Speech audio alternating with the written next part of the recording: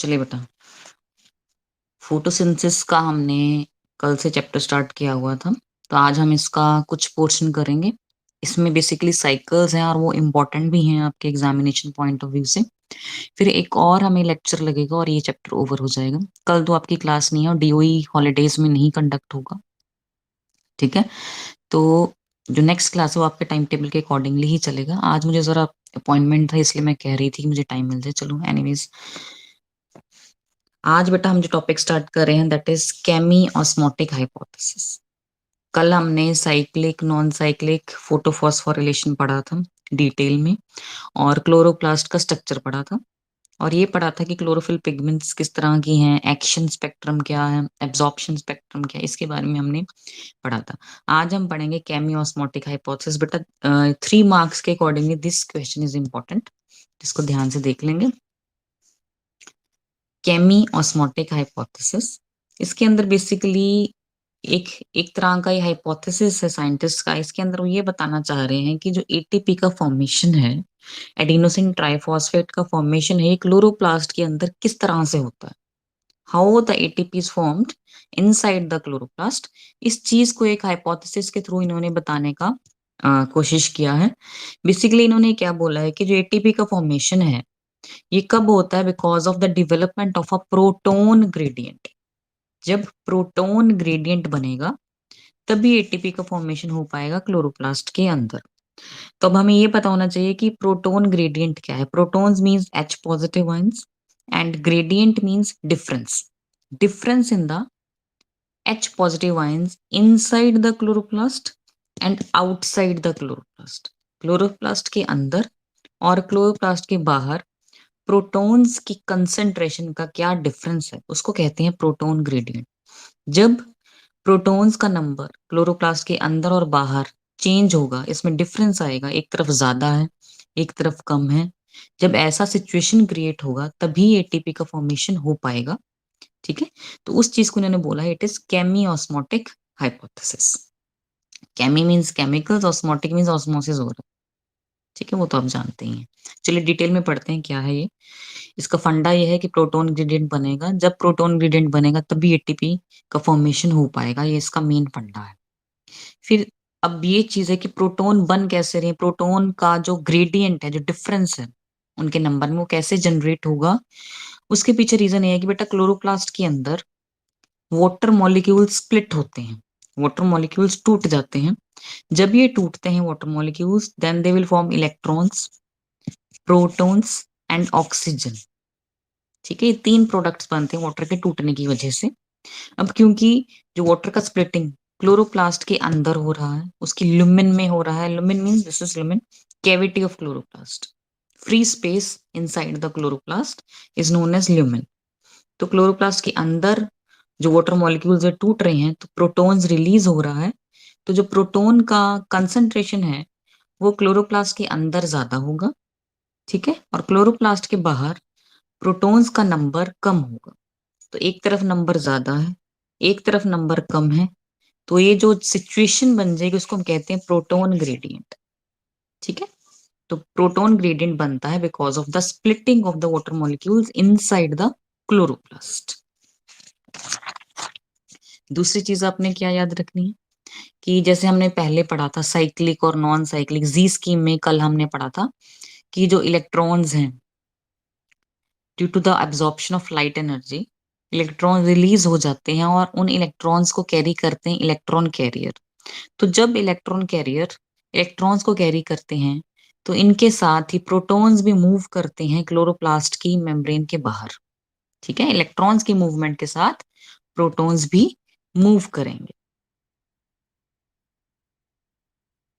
अब आप एक पिक देखिए, फिर हम और ज्यादा आपको क्लियर होगा। उसके बाद नेक्स्ट मैं आपको बताती हूँ। दिस इज द डायग्राम, ये आपने बनाना है इसमें।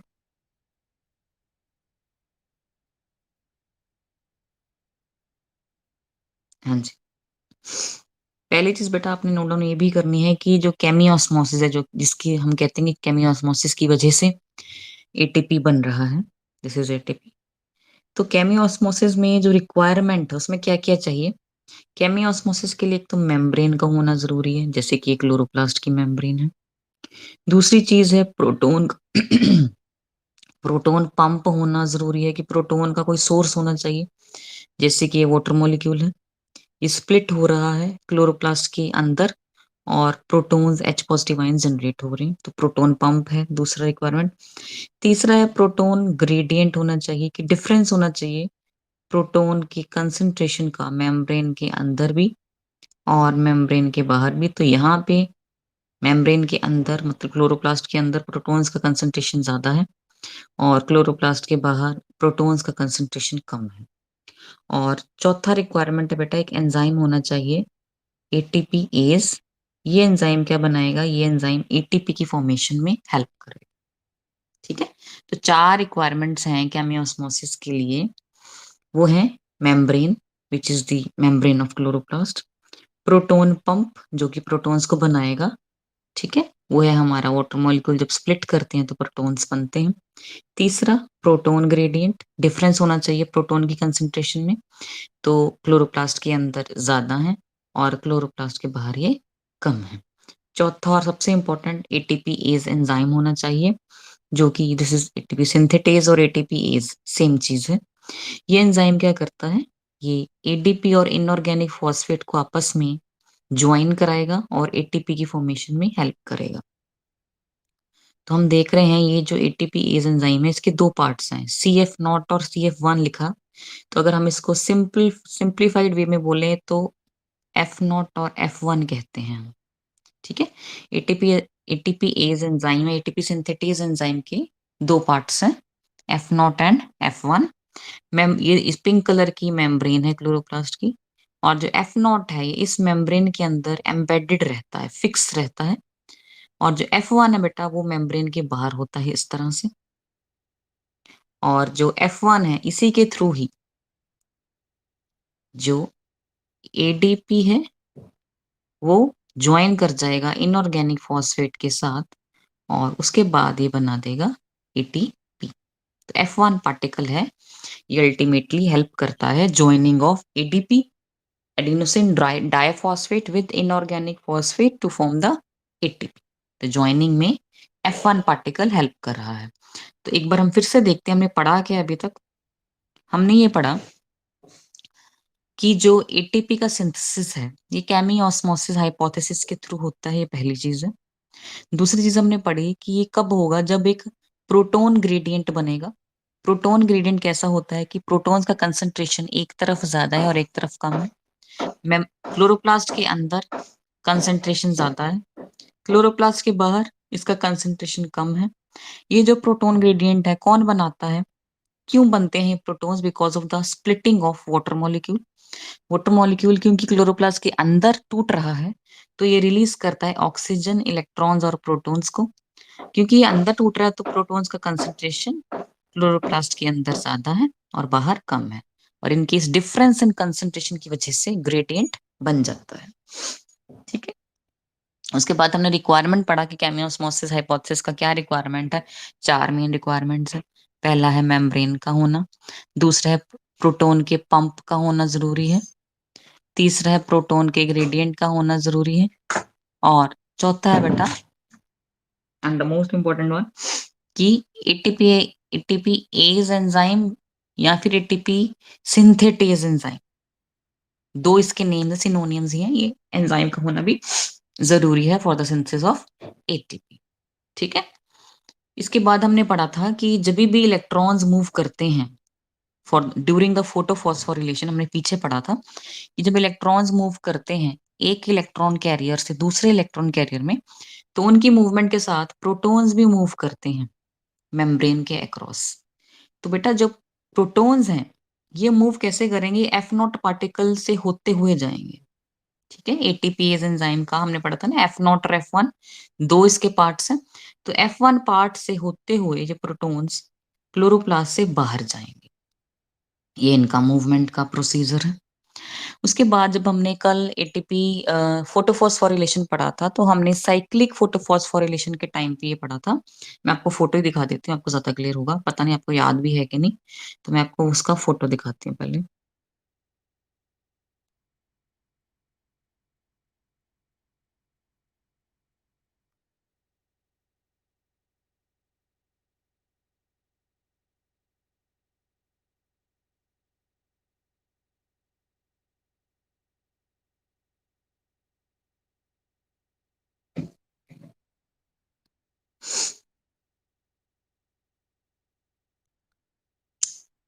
पता नहीं, पिछले दिन का तो यहाँ आता ही नहीं।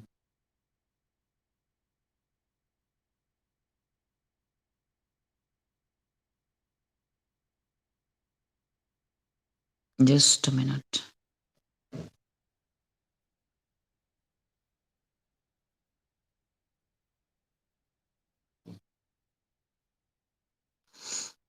तो यहाँ पे भी किसी बच्चे का मैंने पिक लिया है, यहाँ देखेंगे।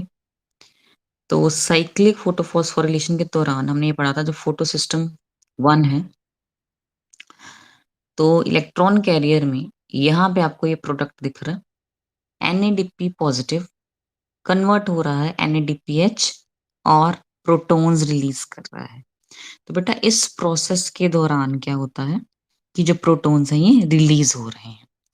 तो ये भी प्रोसेस कहाँ हो रहा है? क्लोरोप्लास्ट के अंदर। तो एक तो हमने पढ़ा था कि वाटर की स्प्लिटिंग से प्रोटॉन्स का कंसंट्रेशन इंक्रीज हो रहा है। दूसरा रीजन क्या है कि जो फोटो सिस्टम 1 है, जब ये NADP पॉजिटिव को रिड्यूस करता है NADPH में, तो साथ में प्रोटॉन्स भी रिलीज होते हैं। ठीक है, तो इस तरह से प्रोटॉन्स का जो कंसंट्रेशन है वो होता है। और उसके बाद हमने ये पढ़ा था अभी, ये देखेंगे फिर से। हाँ जी, उसके बाद हमने ये पढ़ा था कि with the movement of electrons protons भी मेम्ब्रेन से बाहर जा रहे हैं। ठीक है, इनके मेम्ब्रेन से बाहर जाने की वजह से जो क्लोरोप्लास्ट के अंदर का पीएच है वो रिड्यूस हो जाता है। Due to the movement of protons outside the chloroplast, outside जा रहे हैं, क्लोरोप्लास्ट से बाहर जा रहे हैं, उसकी वजह से क्लोरोप्लास्ट के अंदर का जो पीएच, जो कि H पॉजिटिव आयंस की वजह से होता है, वो रिड्यूस हो जाता है।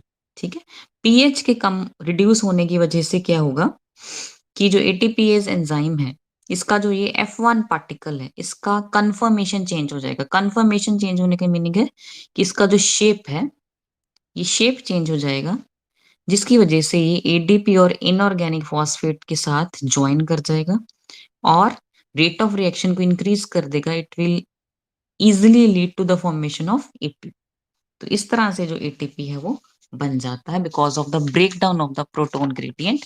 और वो जो प्रोटोन ग्रेडियंट टूटता है, उससे एनर्जी रिलीज होती है, और एनर्जी रिलीज होने की वजह से F1 पार्टिकल का कंफर्मेशन चेंज हो रहा है। कंफर्मेशन चेंज होने की वजह से ये इजिली ज्वाइन कर पा रहा है एडीपी और इनऑर्गेनिक फॉस्फेट के साथ, और इजिली फॉर्म कर रहा है एटीपी, एडिनोसिन ट्राई फॉस्फेट। ठीक है, तो ये था आपका बेटा केमियोस्मोटिक हाइपोथेसिस। एक बार फिर से हम रिवाइज करते हैं, हमने इसके अंदर पढ़ा क्या है। हमने ये पढ़ा कि ये वो हाइपोथेसिस जो हमें ये बताता है कि एटीपी किस तरह से क्लोरोप्लास्ट के अंदर बनता है। इसके लिए इसकी 4 रिक्वायरमेंट्स है। एक मेम्ब्रेन की जरूरत है, प्रोटॉन पंप की जरूरत है इसको, प्रोटॉन ग्रेडियंट की जरूरत है, और एक एंजाइम की जरूरत है जिसको हम एटीपी सिंथेटेज या एटीपी एज भी कहते हैं। इस एंजाइम एटीपीएज के 2 पार्ट्स हैं, एफ नॉट और F1 part. F not part membrane के अंदर ही धसा हुआ है, एम्बेडेड है, और जो F1 पार्ट है ये मेम्ब्रेन के बाहर होता है। जो प्रोटॉन ग्रेडियंट है ये बनता कैसे है? ये बनता है because of splitting of water molecules. Water molecule जब टूटता है तो प्रोटॉन्स रिलीज होते हैं। प्रोटॉन्स का कंसंट्रेशन क्लोरोप्लास्ट के अंदर है ज्यादा होता है और क्लोरोप्लास्ट के बाहर कम होता है। इस डिफरेंस की वजह से ही ग्रेडियंट बन जाता है। दूसरी चीज हमने ये पढ़ी थी कि जब इलेक्ट्रॉन्स मूव करते हैं एक कैरियर से दूसरे कैरियर के साथ, उसकी वजह से प्रोटॉन्स भी जो हैं ये क्लोरोप्लास्ट से बाहर निकलना स्टार्ट हो जाते हैं। निकलते कहाँ से? जो एटीपीएस का एफ नॉट पार्ट है, इसके थ्रू ये निकलना स्टार्ट हो जाते हैं। इनके निकलने की वजह से क्या होता है, जो क्लोरोप्लास्ट के अंदर का पीएच है वो डिक्रीज हो जाता है। ठीक है, पीएच के डिक्रीज होने की वजह से जो प्रोटॉन ग्रेडियंट है वो टूट जाता है। प्रोटॉन ग्रेडियंट के टूटने की वजह से क्या होगा, एनर्जी रिलीज होती है। उस एनर्जी की वजह रिलीज होने की वजह से जो F1 पार्टिकल है एटीपीएस का, इसकी शेप चेंज हो जाती है। इसकी शेप चेंज होने की वजह से एक्टिवेट हो जाएगा और एडीपी और इनऑर्गेनिक फॉस्फेट के साथ ज्वाइन हो जाएगा। इन दोनों की ज्वाइनिंग के बाद हमारे पास हमारा जो प्रोडक्ट है एटीपी ये बन जाता है। तो ये पूरा प्रोसेस है इसके अंदर। ठीक है, तो चलिए नेक्स्ट टॉपिक पढ़ते हैं अब हम। हाँ जी, नेक्स्ट टॉपिक बेटा, where are ATP and NADPH used? NADPH हमने फोटोफॉस्फोरिलेशन में देखा था कि बन जाता है। केमियोस्मोटिक हाइपोथेसिस में हमने देखा ATP कैसे बनता। अब ये दोनों प्रोडक्ट हमारे पास बन गए हैं लाइट रिएक्शन के। अब ये कहाँ यूज होंगे? कल मैंने आपको बताया था कि लाइट रिएक्शन के साथ एक डार्क रिएक्शन भी होती है। तो जो लाइट रिएक्शन के प्रोडक्ट होते हैं वो डार्क रिएक्शन के रिएक्टेंट होते हैं। तो हम इसका आंसर क्या देंगे? ATP and NADPH are used in the dark reaction. और डार्क रिएक्शन का दूसरा नाम बेटा बायोसिंथेटिक फेज। डार्क रिएक्शन को ही बायोसिंथेटिक फेज कहते हैं। वहां पे ये एज अ रिएक्टेंट यूज होते हैं। एक साइंटिस्ट थे मेल्विन कैल्विन, इन्होंने बताया था कि किस तरह से जो ये पूरा साइकिल है ये ऑपरेट आउट होता है। इससे पहले हम थोड़ा बेस बनाएंगे। अभी हम पढ़ने जा रहे हैं बेटा C3C4 पाथवे, C3C4 प्लांट्स के बारे में पढ़ना जा रहे हैं। बड़ा ही इंपॉर्टेंट टॉपिक है। इससे पहले थोड़ा सा इनका बेस बना लेते हैं।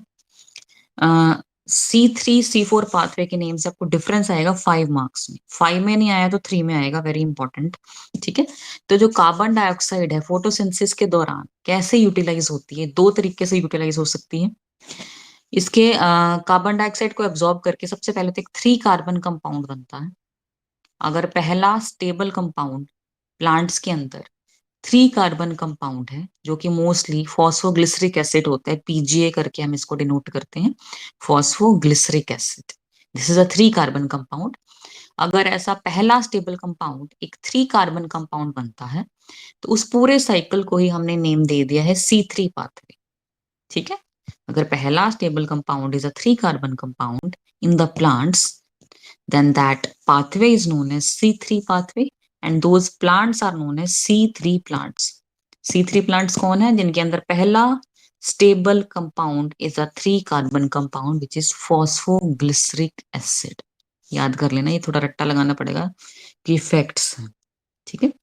और कुछ ऐसे भी प्लांट्स, कुछ एक्सेप्शंस भी हैं जिनके अंदर जो पहला स्टेबल कंपाउंड है वो 3 कार्बन कंपाउंड नहीं है, वो 4 कार्बन कंपाउंड है। और मोस्ट ऑफ द टाइम वो कौन सा होता है? Oxalo acetic acid.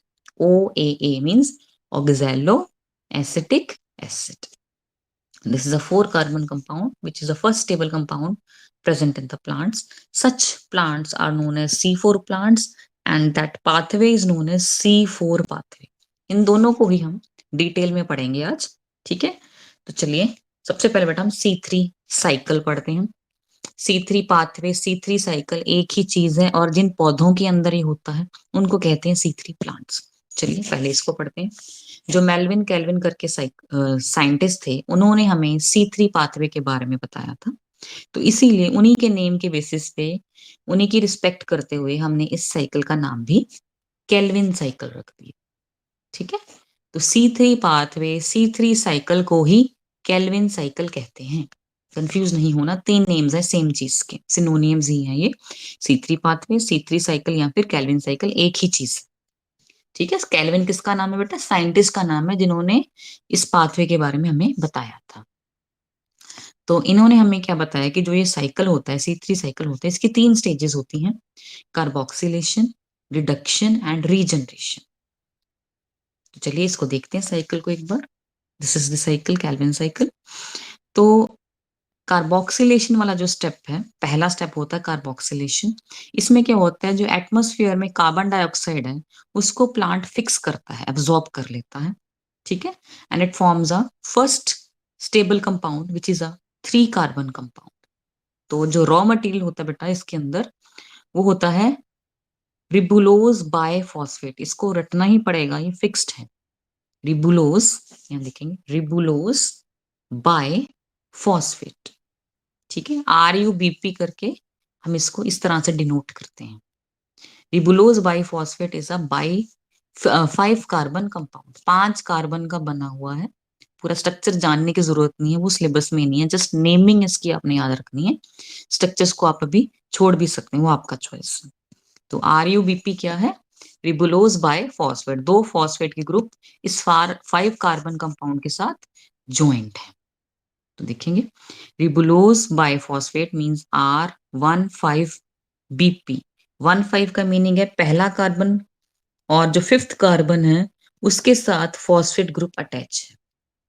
ये नंबरिंग का मीनिंग होता है कि किस कार्बन एटम के साथ जो फॉस्फेट का ग्रुप है, जो फंक्शनल ग्रुप है, किस कार्बन के साथ अटैच्ड है। तो यहाँ पे लिखा हुआ है 1 और 5, पहले कार्बन के साथ और 5वें कार्बन के साथ जो फॉस्फेट ग्रुप है वो अटैच्ड है। तो रॉ मटेरियल था बेटा हमारा रिबुलोज बाइफॉस्फेट। एटमॉस्फेयर से इसने कार्बन डाइऑक्साइड और वाटर को एब्जॉर्ब कर लिया, जिसको हमने नेम दे दिया कार्बोक्सिलेशन। इन तीनों ने आपस में मिलकर क्या बना दिया, एक 3 कार्बन स्टेबल कंपाउंड बना दिया, ठीक है, जिसको हम पीजीए भी कहते हैं, 3 फॉस्फोग्लिसरिक एसिड या 3 फॉस्फोग्लिसरेट, एक ही चीज, वो आपकी चॉइस है। चाहे यहाँ पीजीए लिख दो, चाहे यहाँ पे 3 फॉस्फोग्लिसरेट लिख दो, दोनों ही सही है, ठीक है। ये था आपका पहला स्टेप। ये चीज आपने माइंड में रखनी है जब आपने इसको एक्सप्लेन करना है। इस रिएक्शन की फॉर्म में कर दिया।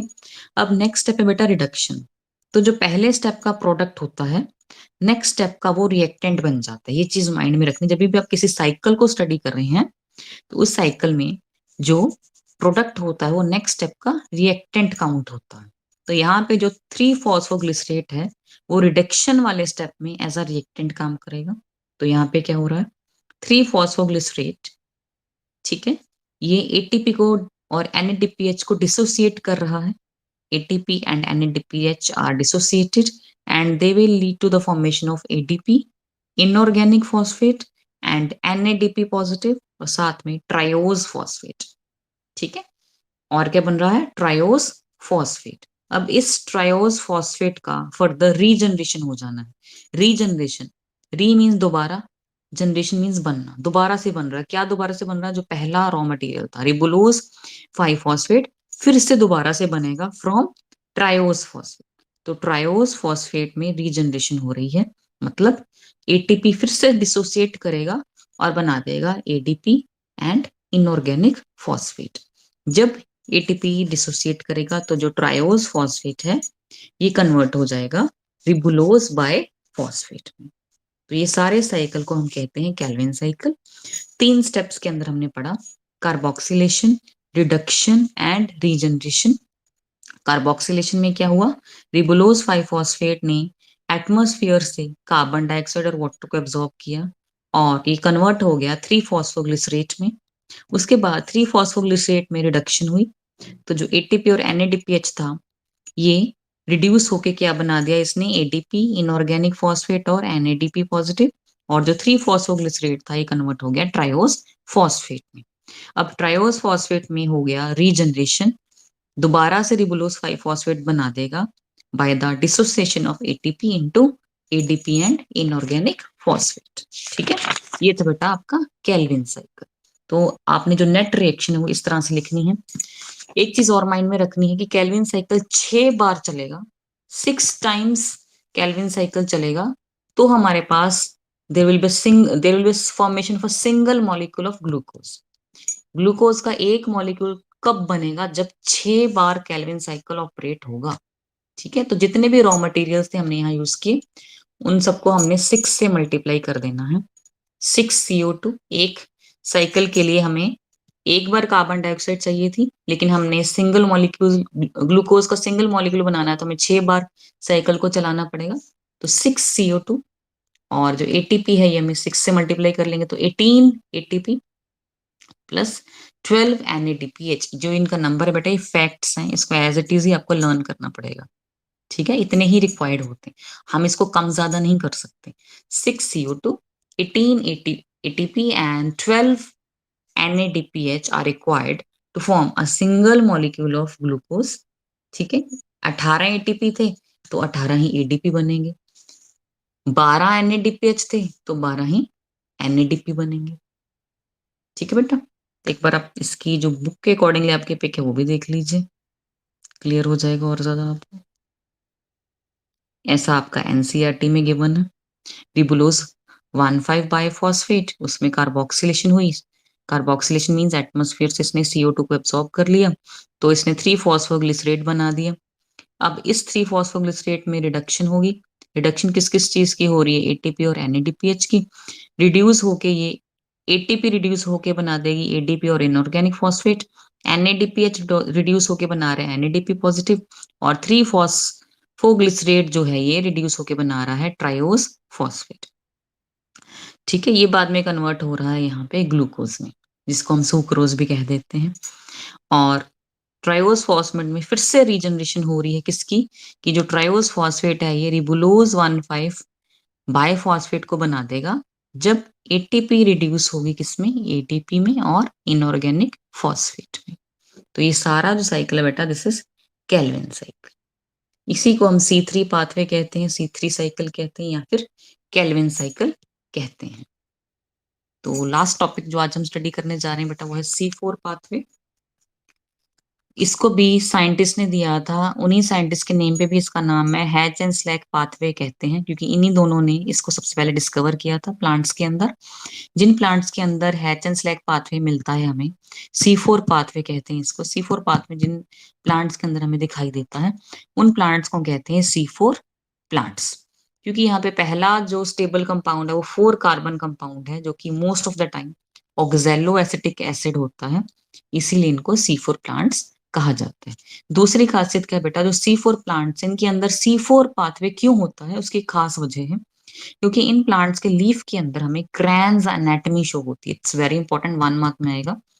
क्रैंस एनाटमी क्या है, नॉर्मल प्लांट्स के अंदर क्या होता है बेटा, कि जो लीफ है, लीफ के अंदर होते हैं वेस्कुलर बंडल। वेस्कुलर बंडल में होते हैं जाइलम और फ्लोएम। जाइलम एब्जॉर्ब करता है पानी को, फ्लोएम एब्जॉर्ब करता है फूड को, ये हम पहले से ही जानते हैं। तो जाइलम फ्लोएम का जो ग्रुप है उसको कहते हैं वेस्कुलर बंडल। तो क्रैंस एनाटमी के अंदर क्या है कि जो वेस्कुलर बंडल हैं उनके अराउंड कंसेंट्रिक लेयर्स होती हैं सेल्स की। सेल्स ने कंसेंट्रिक लेयर्स बना दी हैं, उन सेल्स को हम कहते हैं बंडल शीथ सेल्स। ठीक है, वेस्कुलर बंडल्स को सराउंड कर रहे हैं group of cells in concentric manner, those group of cells are known as bundle sheath cells. तो अगर हमें ऐसा अरेंजमेंट नजर में आए कि वेस्कुलर बंडल को सराउंड कर रहे हैं bundle sheath sales in concentric layers, ठीक है, उनके अंदर भी क्लोरोप्लास्ट है, तो उस तरह की अनेटमी को हम कहते हैं, उस तरह के स्ट्रक्चर को हम कहते हैं क्रैंस अनेटमी। तो आइए पढ़ते हैं हम हैच एंड स्लैक पाथवे के अंदर क्या होता है। पिक की हेल्प से पढ़ते हैं, ज्यादा क्लियर होगा आपको।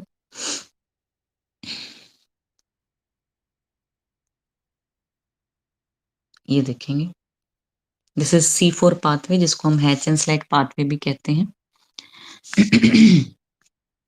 तो यहाँ पे आप देखेंगे मीजोफिल सेल्स, ये सब कुछ लीफ के अंदर हो रहा है बेटा। दीज आर मीजोफिल सेल्स जो ग्रीन कलर के हैं, और ये है बंडल शीथ सेल्स जो हमने क्रैंस एनाटमी के अंदर पढ़ा था कि कंसेंट्रिक लेयर्स होती हैं बंडल शीथ सेल्स की।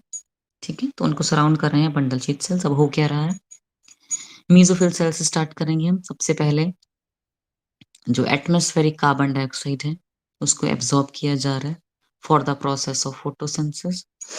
ठीक है, जिसमें कि फर्स्ट स्टेबल कार्बन कंपाउंड बन रहा है C4 acid, oxalo acetic acid कहते हैं। ठीक है, रॉ मटेरियल इसका क्या है, CO2 plus phosphoenol pyruvate. Phosphoenol pyruvate को अगर हमने शॉर्ट फॉर्म में लिखना है तो पेप कहते हैं इसको, पेप, फॉस्फोइनोल पायरुवेट। इसको याद करना पड़ेगा बेटा इन नेम्स को। ठीक है, क्योंकि फिक्स्ड है, ये चेंज नहीं हो सकते।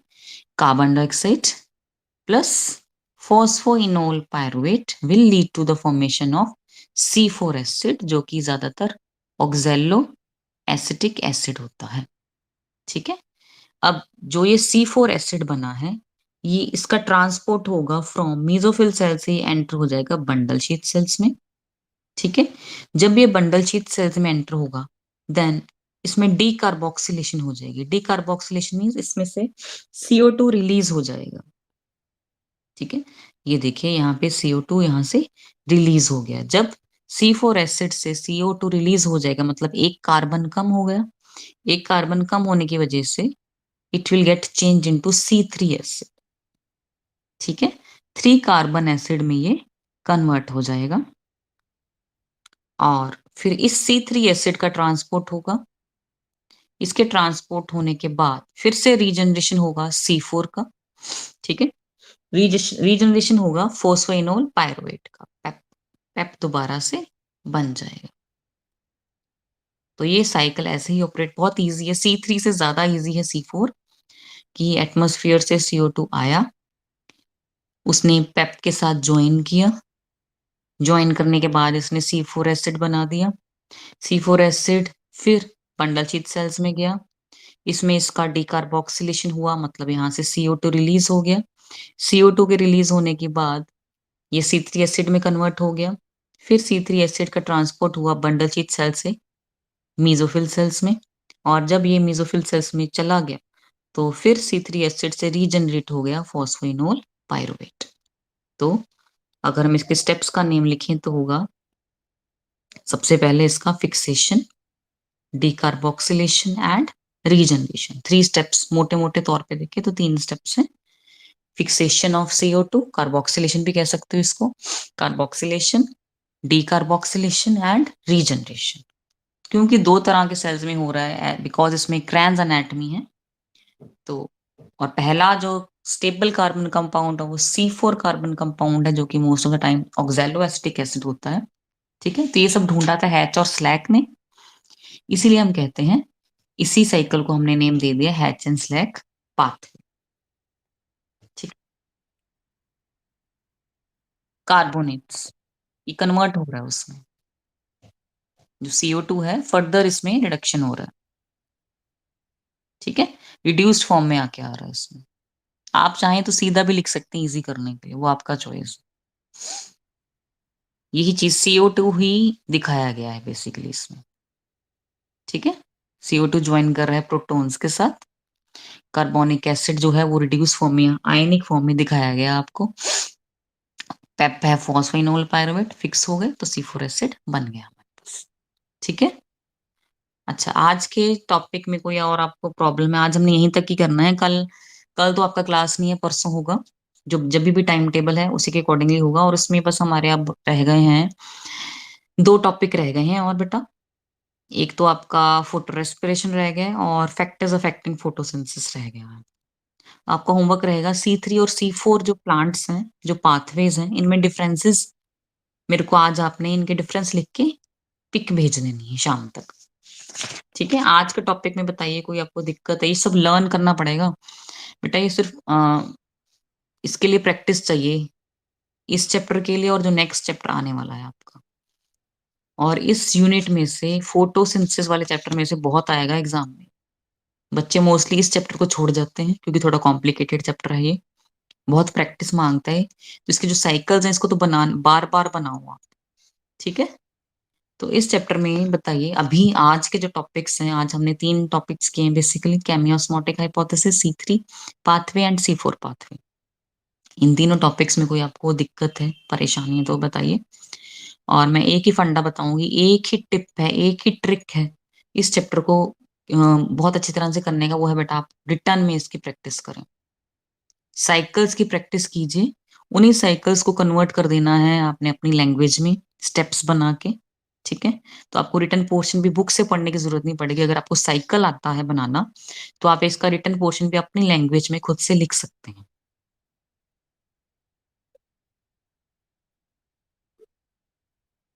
आप ज्वाइन 8 किया था आपने? फिर दिक्कत होगी ना उसी में। चलिए मैं बता देती हूँ, ये देखिए।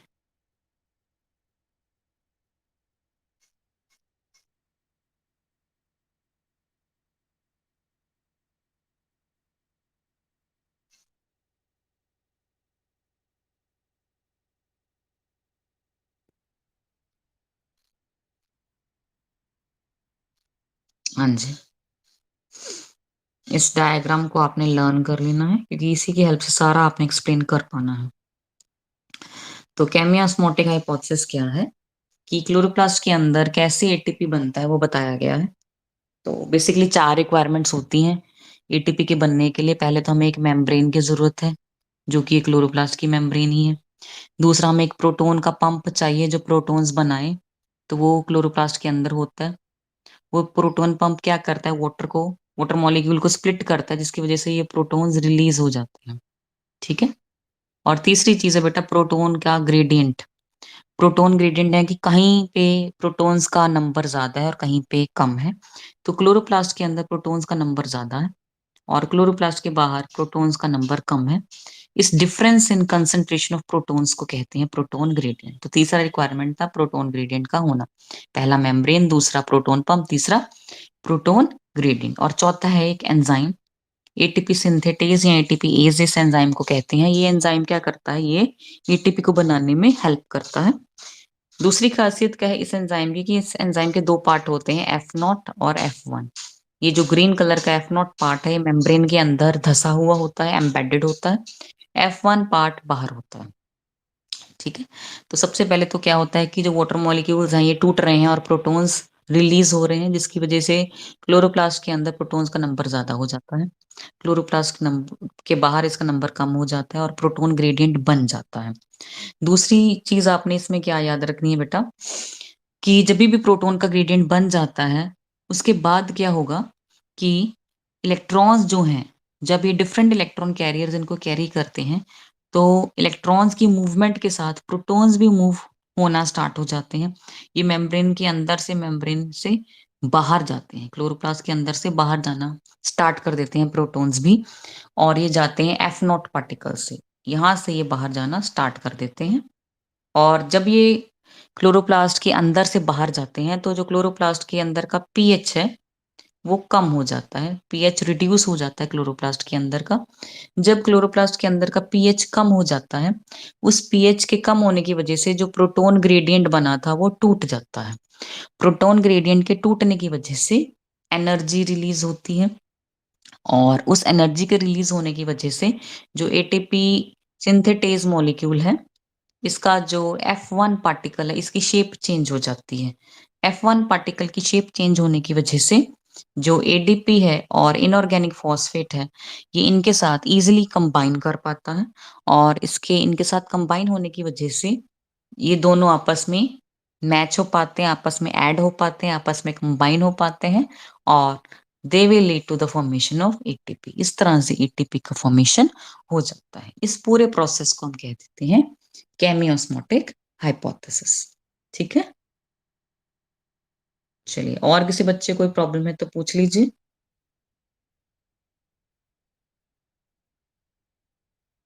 Okay, girls. So we end this session here.